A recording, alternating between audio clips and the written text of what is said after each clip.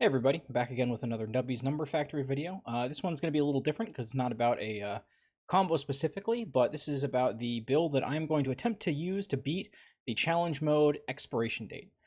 This one, items will be deleted 15 rounds after they were obtained. Upgrading resets that date. And this one, it has been a huge pain in my butt, considering that you will need to buy at least 6 rounds of items. 80 divided by 6 is 15, but the breakpoints are such that a lot of the time, if you just keep an item, try to keep it for all 15 rounds, it'll expire right as you get to the next shop, so it requires a lot of twiddling around and trying to find some stuff that works. The thing that I have found that has worked has been a kazoo asbestos crazy straw build. It's less of a build per se and more just a collection of items that work well enough together to get you some money, get you some high scores. Asbestos and crazy straw both really good. Crazy straw plus giving the additional 300 is really big, and it can basically solo around, I believe. Asbestos is always good for infinites, and it's always just great for getting your score up a little bit. Right now, I'm actually going to sell this Jax here because Jax activate on round goal pass, and because we are facing Tony as the final boss, this is going to be a little annoying.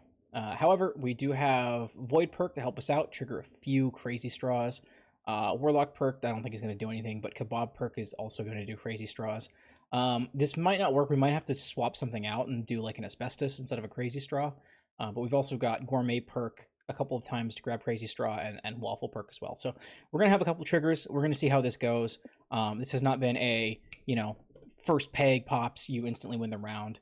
So I'm going to try to hit it right to the left side of the 2.09 millimeter, get a couple bounces, see if I can try to get my build going before Tony ruins everything. Ooh. All right, looks like we were pretty close there. Okay, let's try it with 4.19 million here. Oh, we just barely got it. Okay. All right, okay. Very, very nice. Oh, there we go. So Expiration Date has been a very big learning experience in terms of how to really skimp along with the barest minimum. In order to beat this, I didn't go into the black market at all because those items are always going to die. And just not having access to the shop and getting upgraded items that can actually get you score consistently is a pretty big downside. We got pretty lucky with the perks here. Waffle, Chaos, Void, they're all really good. Especially in the beginning, I was handling a lot of cheese houses and turtles. Those were, putting them in 7, getting Void perk procced off of those. Those really helped me out until about round 40, and after that, I pivoted towards kazoos, crazy straws, asbestos, that kind of stuff, and that really helped. Some of these other ones, the quills seems to do a good amount of work. I don't have no idea if the glasses were doing some work. But between all of these and Jax, it was giving me enough high score. So if you want to beat Expiration Date, this is not a magic bullet that's going to help get you there. This is not going to win you, games. Yeah, this build might actually win you.